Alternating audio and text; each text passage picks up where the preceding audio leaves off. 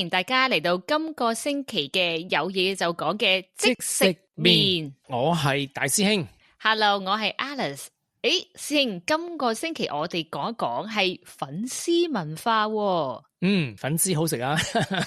我粉絲煲都好好食啊！喂，其實粉絲煲都幾似呢個一個大家圍埋一齊一個 community 嘅感覺。其實嗰啲粉絲係咪即係都有咁嘅感覺？係咪即係好融和咁樣，好和味啊！我覺得呢樣嘢真係可以值得欣賞。冇錯冇錯。喂，點解我哋要講呢個題目咧？好食之外。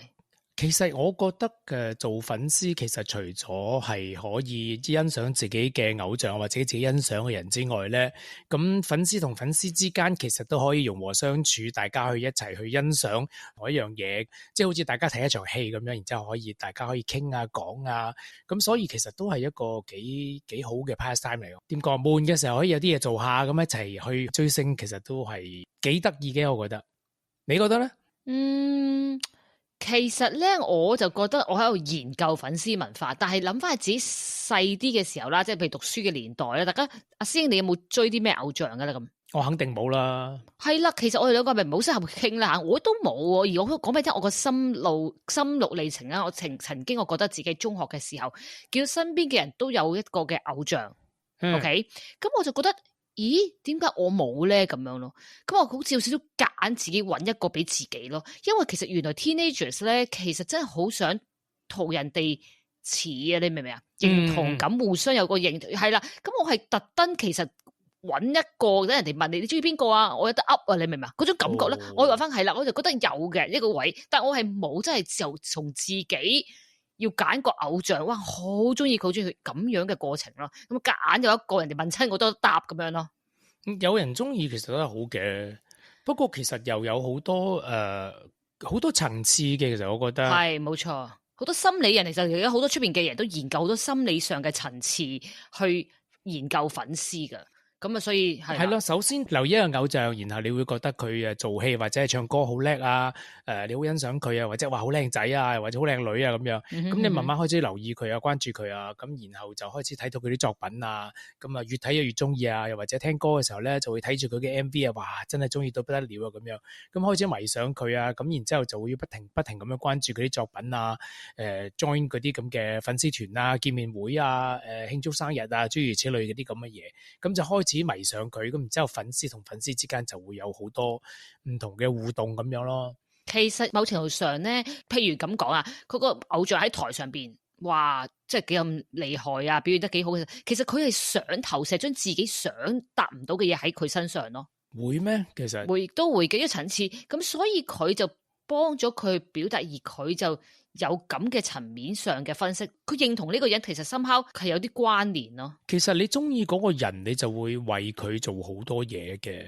即係會第一件事就係送禮物俾佢啊。咁你見好多歌星啊、明星啊，你都有好多人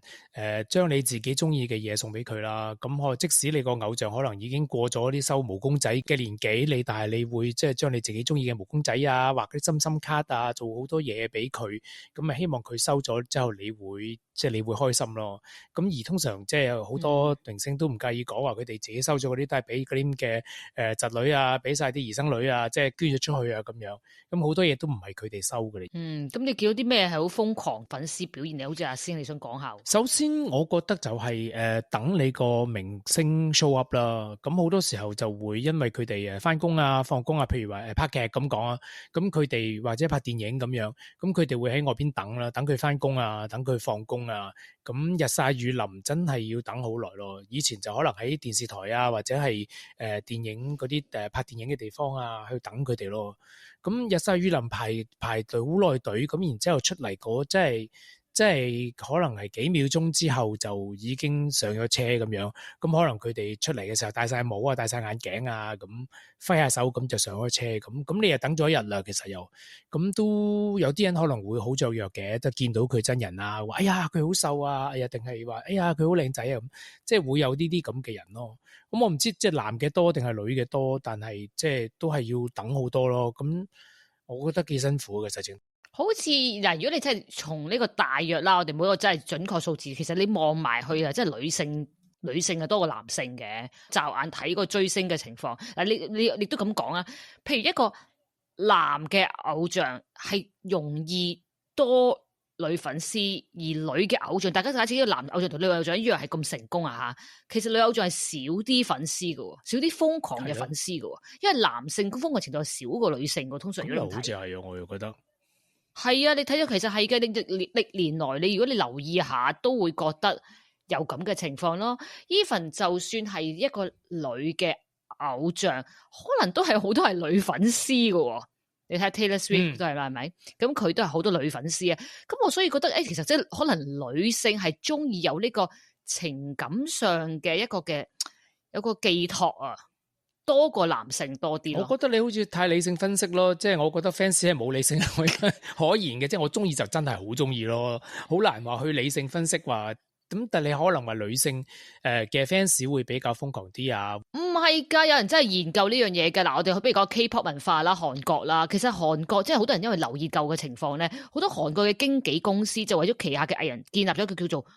官方嘅咖啡廳，咩嚟嘅咧？佢就即係簡稱官咖啦，係咩嚟嘅？係一個社群嚟嘅，就俾啲粉絲可以成日都知道個偶像最新嘅活動消息，即係你係可能你係 member 先入到去㗎啦，明唔明白？咁跟住咧就可以部分偶像就去嗰個官咖啦，嗰個叫官咖，你當係一個 IG 或者係 Facebook 㗎啦，一個新呢啲 platform 啦。官卡就 update 自己嘅最新嘅情況啊、近況啊，同粉絲互動咯。咁嗰啲粉絲就會覺得好接近偶像嘅生活啦，感受到咧偶像咧其實一直都陪住自己啦。透過獲得佢哋偶像嘅日常嘅問候啊、心情鼓勵啊，咁粉絲就對自我嘅價值認同感就隨之提升啦。咁你話呢樣嘢係咪就係捉到女性一啲嘅心理嘅需要而達至呢個咁嘅社群咯？無可否認，我都覺得係即係女性嘅粉絲比較瘋狂啲啦，男性嘅可能係比較理性啲嘅，相對嚟講少啲啦。我哋 by observation 嚟講咧，喂，不過你知唔知係韓國咧，其實係好興，即係去應援你嗰個偶像咧，譬如佢入咗去劇組拍劇或者拍電影咁樣咧，係咁嗰啲粉絲咧係會俾錢去係啦，買租架餐車送嘢入去俾佢食。咁如果錢多嘅咧，就譬如有啲咩心雞湯啊，有啲正嘢啦，咁otherwise 普通嘅即係餐點啊、茶啊、咖啡啊，咁都會送去嘅。咁就要睇你自己嗰個，即係表現到你自己嗰個偶像嘅地位啦。即係話喂，佢嗰啲嘢出齊就冚唪唥都即係冚唪唥都係正嘢嚟嘅，食嗰啲冚唪唥正餐嚟嘅，咁你咪有 face 咯。咁如果唔係咯，你嗰啲嘢濕濕碎碎嘅，咁人哋話OK 啦，都勉強啦咁樣。如果你話即係冇 fans 撐場咧，就即係似乎弱啲啦咁。係㗎，所以好多大星嗰啲都係拍戲都見到嘅，因為即係都有啲咁嘅餐車，好靚嘅餐車。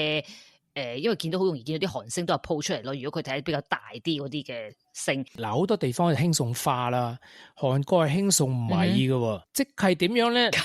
嗱，你會見到喺第啲地方，譬如你開個演唱會咁講啊，或者你開個首映禮咁樣咧，咁第啲地方會送花牌啦，即係話一個花牌由邊個送咩歌迷會送送俾即係你嘅偶像乜咁樣啦。咁韓國係興送米嘅，就係話送幾多 kg 嘅米咁一包包咁 stack 喺度咁樣一個牌咁上邊，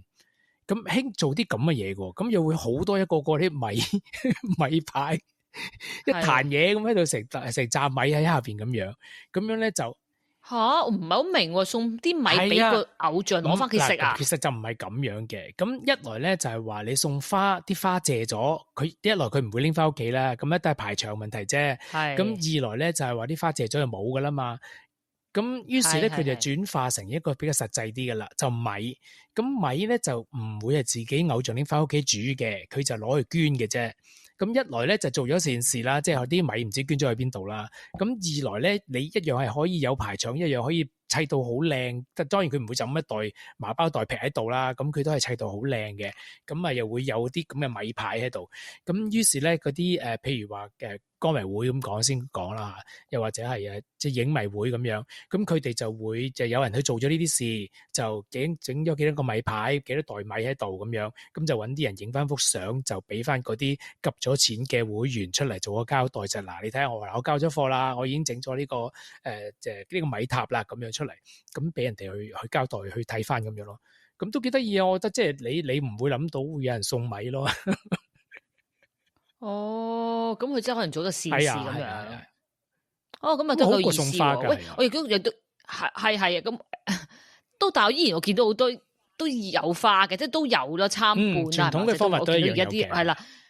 有嘅係啦，喂，我又見到個新聞喎，2021年咧，原來中國嘅粉絲曾經耗資230萬人民幣咧，為 BTS 啦、韓星啦成員打造咗個彩繪飛機應援咧，引起咗官方嘅關注喎，所以就跟住就會做一個叫清朗行動啦，整肅呢啲飯圈文化。Anyway，我想講嘅嘢就係話，即係其實到地方啲人咧。都好癲啊！當中意呢個偶像嘅時候，都會有咁樣嘅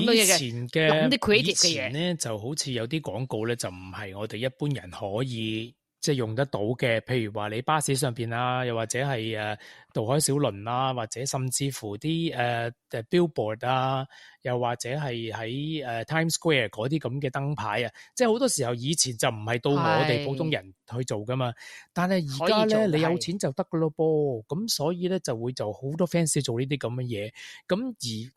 係啦，你講到啱啊！直情係飛機都可以啊，直情係飛機外邊啊，嗰啲咁嘅火車啊，外邊都可以將你嘅偶像嗰個樣影整咗落去，而裏邊咧，即係譬如有啲飛機咧，裏邊係譬如你一上飛機，咁除咗嗰啲其他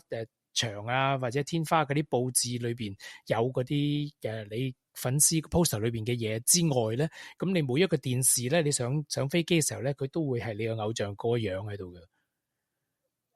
跟住又可能又係佢啲公仔嘅台面度啊，嗰啲即係 decorate 得好靚嘅，即係成件事真係。即係成件事係好靚，喂！即係其實又而家係多咗，同埋因為可以俾佢哋可以無限嘅可能性嘅創意，咁所以咧我又覺得其實呢件事係咪因為佢哋中意咗個偶像，咁大家都有共同嘅，譬如我又中意，你又中意，咁大家共同嘅喜好，咁佢哋就有咗一種嘢，一種即係都算即係個寄託啊，一齊去諗下啲咩創意去整俾佢，可能係好好玩嘅。成件事個 project 唔係淨係嗰個偶像。同埋個粉絲嘅問題，係粉絲同粉絲之間都好開心。其實係一個整個產業鏈係因為呢一個人而帶動成個圈嘅生態嚟㗎嘛，其實係。即係你會發覺一個偶像咁，佢自己本身有一隊團隊，譬如有人作歌啊、填詞啊、化妝啊、茶水啊、服裝啊，佢自己本身已經有一個團隊啦。咁另外仲有佢經理人公司成個團隊去幫佢打造一個形象啊，成個做啲乜嘢 side product 出嚟啊，嗰啲 peripheral products 係賣嘅公仔又好，賣啲做過戲嘅戲服又好，成個產業好大嘅，其實都。咁嗱，你又講開話嗰啲粉絲之間，即係大家一齊互相慰藉，就哇一齊喺度傾自己中意嗰個偶像咁樣，就好高興咁樣。咁其實有啲地方咧，有啲唔同類型嘅粉絲嘅，即係邊啲咧？譬如話你譬如有啲偶像去拍劇咁講啦，咁先講啦嚇。咁有啲咧就叫做路人粉，路人粉就係個行過。即係我又唔係你 fans 嚟嘅，不過我睇下啲幾過癮喎，你班友，即係呢個人都幾得意啊，即係啲唱歌幾好聽啊，又或者佢跳舞都幾叻啊咁樣，咁呢就即係好一般嘅路人粉嚟嘅。咁有啲咧就係劇粉，就係話我中意呢一出劇，而劇裏邊嘅人咧個個我都幾中意嘅，我就好中意呢個劇本啊，總之我係好欣賞呢出劇嘅。咁有一啲咧又唔同啊，有啲即係所謂即係有啲地方所謂嘅 CP 粉咧，就係話，呢一個男女主角搭檔咧，我就中意睇啦咁樣。咁你就好中意睇佢哋兩個人嘅搭檔嘅。咁但係咧，一出劇裏邊有啲時候，而家已經唔止一個男主角一個女主角啦嘛。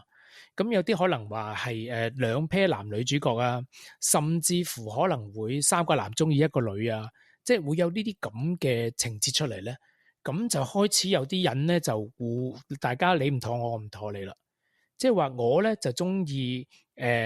男主角 A 咁講，你又中意男主角 B， 就同時追呢一個呢個女主角 A 咁樣，咁你會發覺大家即係我就會話，喂，我嗰個先至係男主角啊嘛，你就會話唔係，我嗰個先係男主角，你嗰個頂籠都係配角嚟啫咁樣。咁於是咧就大家喺度數啦，你有幾多個，你嗰個男主角有幾多個鏡頭last 咗幾多分鐘，佢咧就佢嗰個男主角有幾多個鏡頭 last 咗幾多分鐘，即係會成日喺度計呢啲咁嘅嘢咯。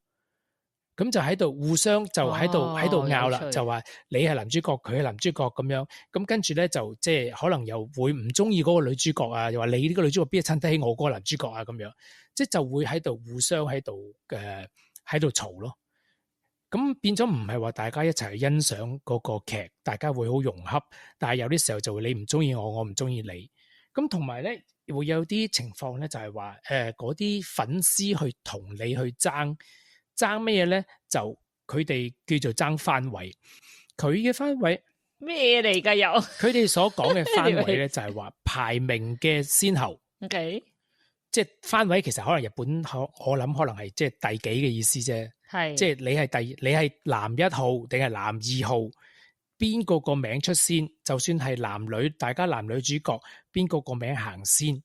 咁好多時候可能你簽約㗎，或者係當初講呢個戲點樣做嘅時候咧，即係請你翻嚟嘅時候，可能你經理人公司都有同嗰個導演啊，或者係同嗰個劇組商量過邊一個行先，邊一個行後。咁但係咧係會啲粉絲團咧係可以幫你爭嗰啲咁嘅番位嘅，即係邊個個名行先嘅。咁你可能有啲時候可能粉絲唔係，所以嗰個sorry，偶像可能自己唔係咁介意咧，但係粉絲好介意咯。咁於是粉絲就會走去嘈嗰啲咁嘅劇組啊，嘈嗰啲導演啊，嘈嗰啲咁嘅監製啊，就會話我嗰個偶像要出先，佢要行先。有乜理由？即係佢咁嘅身份唔係行先，點會你嗰個嘢行先咧？咁樣，咁就會有呢啲咁嘅拗撬出嚟咯。咁好奇怪，即係啲導演啊、啲編劇啊、啲人會驚咗你啲粉絲咯。即係你粉絲實在太勁啦，佢唔敢得罪你啊，咁就會可能會同第二個人negotiate下，就會唔會不如俾佢出先啊，會好啲啊？咁對大家都有益啊。如果唔係，又會即係搞好多麻煩，有啲負面嘅影響啊咁樣。亦都你啱啱講開啲咁樣嘅粉絲嘅情況，其實亦都有好多例子係，即係有時會因愛又變成唔中意啦，變成 haters 都有呢啲咁嘅新聞出現啦。即係好多原因會因為因愛一個偶像變成 haters 嘅，我覺得有幾樣嘢都有機會可能嘅。咁當佢情感投射咗喺呢個偶像嘅時候，而個偶像突然間表現出嚟有唔同咗，或者佢嘅時候，你都知道先我都講啦，係咪韓星有嗰個咩嗰個咁嘅 group 係俾人哋去成日都噓寒問暖啊，係咪？偶像又問下，即係有咁嘅情感上嘅聯繫噶嘛？咁突然間佢偶像有第二個情感上嘅聯繫實在存在咗嘅時候，佢就會失落咯。咁就有機會因愛就成恨噶咯，即係你明唔明啊？阿星其實都會嘅，因為一個係啊，因為呢個會，因為其實佢創造出嚟嘅，有時都係。我覺得如果頭先我講嗰個韓國個情況啦，係咪嗰個情況就會有佢哋根本就整出嚟俾你去有咁嘅情感嘅投射，但係當佢知道現實唔係咁嘅時候，佢咪哋就會好失落咯。咁係啊，有啲直播咧，即係嗰啲所謂明星會做直播啦，而家好多時候都會。咁直播嘅時候咧，其實佢係一個人對住幾千幾萬人噶嘛。咁而你睇嗰個人咧，你就覺得好似佢同你講嘅嘢咁咯。咁你又會嗌佢哎呀老公，咁佢又嗌你老婆咁樣，咁你可能會真係會覺得，即係佢係真係同你一個人講嘢，你會好妒忌佢同第啲人一齊咯。咁呢個係有啲難嘅，我覺得。咁就係因為佢咁樣，佢先會咁瘋狂去捧你個捧呢個明星嘛。係啊，我都有研究過呢樣嘢，點解你大家會咁着迷嘅對象咧？就因為嗰人或者嗰件事係滿足咗粉絲生活中嘅內心重要嘅需求咯。咁先佢就會其實佢都係尋找緊新嘅人生哲學或者觀點啊。所以佢有新嘅朋友群啊，其實都係喎。即係如果你諗翻，即係我都要講一講香港啱啱嗰個事件，香港事件嘅時候咧，突然間有啲唔同咗嘅偶像啊，突然間就好多偶像出咗嚟，係咪？即係會有情況，其實可能大家都係尋找緊新嘅人生哲學同埋嘅觀點。好深喎！所以從而係噶，所以從而其實即係天時地利人和啦。其實有時都係嘅，每一個偶像啱啱喺嗰個時間，佢能夠成功，或者好多人中意，可能好多原因係咪？可能就係嗰個環境啦，或者嗰套電影啦，或者嗰首歌啦，係咪？即係咁 pop up 出嚟啦，咁全部都係講緊天時地利人和噶啦。咁啱啱亦都係，如果係大眾嘅人喺嗰段時間需要尋找新嘅一個精神寄託、人生嘅哲學或者觀點嘅時候，佢就需要認識翻新嘅朋友群咯。咁從而去打發佢時間又好，或者佢去投射咗佢個情感又好，令佢個人係覺得舒暢，從而嗰個嘢就會着迷咯。係會㗎，譬如話你生活本身自己唔係好愉快啊，可能成日都要為家庭呢一個奔波啊、勞碌啊，個人好攰嘅時候啊，你會將你自己感情或者你自己中意嘅嘢投放喺第二度咯，咁令到話，我每次喺度睇呢一個偶像嘅時候，我就會心情開心就喜悅啦，會進入咗另一個世界有嘅，係啊，冇錯，同埋有啲人就話，你睇翻而家啦，亦都香港啦，講下好多以前啦，可能10零20年前一啲嘅偶像啦，好多係去咗開演唱會都好多人睇啦，係咪？即係你留意翻最近啲比較即係，譬如有啲人四大天王啦嚇，咁佢開演唱會都係好多人去睇啦。其實亦都有原因嘅喎，因為嗰啲嘅偶像其實當佢睇呢個人去表現嘅時候，諗翻當年嘅自己咯，其實都係情感嘅投射嚟嘅。我諗翻當年自己，我個青春歲月，我嗰陣時可能讀緊中學，乜，所以呢個都係一個心理嘅現象。對，當佢望住佢呢個昔日嘅偶像，或者而家都仍然係偶像，但係雖然唔同層次嘅鍾愛，但係佢依然會為咗佢去想爭，就算幾多錢張飛都上入去睇咯。所以呢個都係，所以其實成件事粉絲文化其實就同自己係有關，同個偶像有冇關咧？係有啲關，但係其實都係同嗰個人有關先咯，源於都係嗰個人咯。其實好多嘢，所有嘅嘢，你會發覺即係嗰啲做嗰啲商家咧，用好多唔同嘅方法去希望藉住呢一個偶像咧，令你嗰啲粉絲去做一啲買嘢啊，例如佢幫你帶貨，你會去買嘢啊，又或者佢直播嘅時候你會打賞啊。做一啲公仔出嚟，你哋啲粉絲會買啊，又或者係我去食呢一個餐嘅時候，佢會送張卡俾你啊，即係做呢啲咁嘅嘢咧，粉絲係會好瘋狂去做，而且樂此不疲。咁粉絲自己其實都知道話你嗰啲錢唔係直接係俾咗嗰個偶像嘅，可能係間接捧紅咗第二啲品牌啊，或者係嗰啲嘢，但係大家都樂此不疲去做呢件事咯，因為佢會覺得即係因為佢哋買嘢，佢唔係買一份嘅，即係佢唔係話呢個包包或者呢一個乜嘢嘅禮物買一件，佢係買好多件嘅，即係買10件、8件、20件咁嚟派俾其他人嘅。咁佢係會將佢自己中意嘅嘢 share 俾人咯。咁佢買咧係希望可以做到佢嘅偶像變成一個好似一個品牌咁樣，令到打造到佢好似話好受歡迎啊。咁會更加多商家會揾佢做廣告咁樣。咁佢係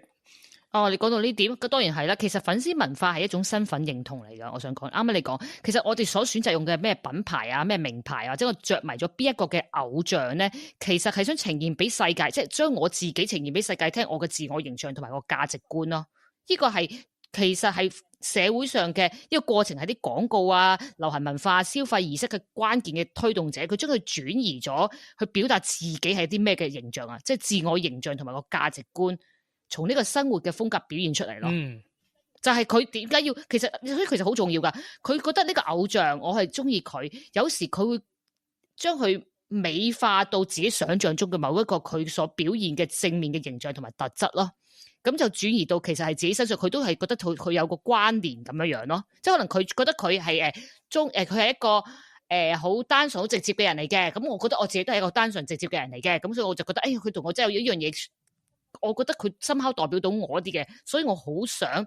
俾人見到我中意佢咯。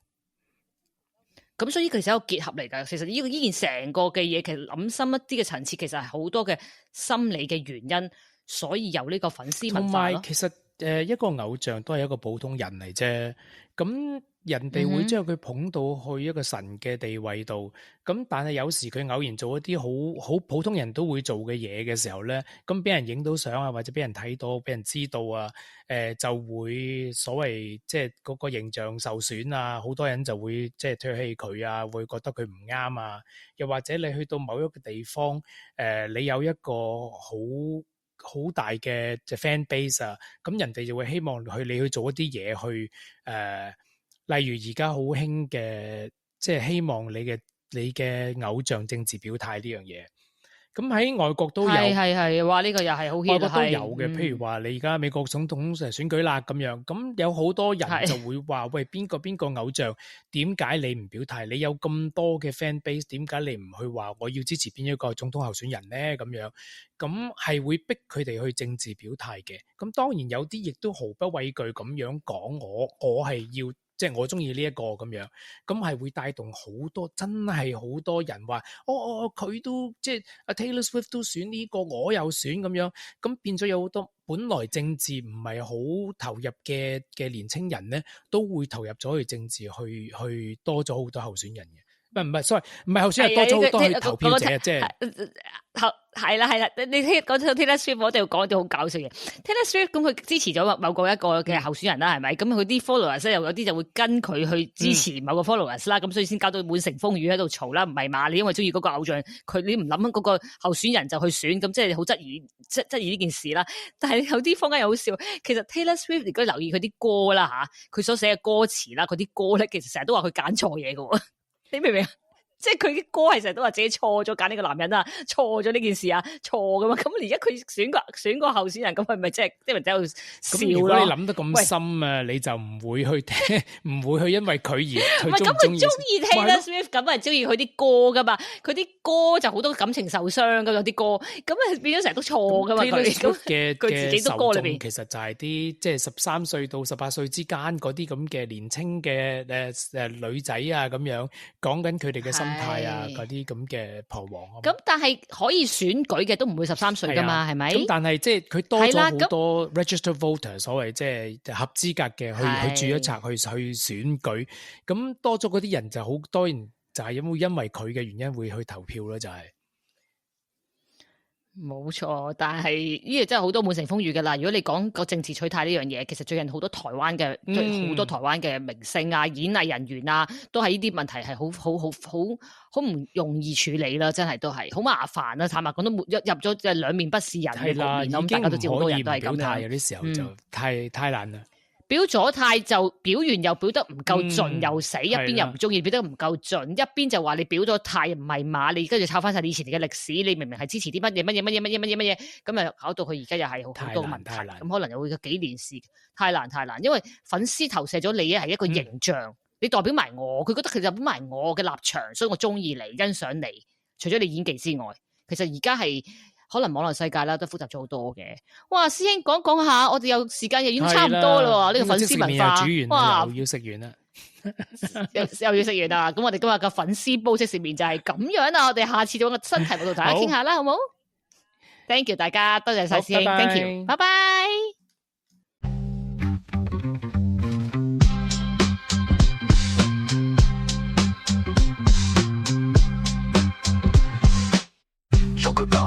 冇食光可以行街，但係唔可以行房。人生咁多約束同埋捆綁，今日要爽，有嘢就講。你唔講，佢又唔講，有時唔講淨係匿埋喺房。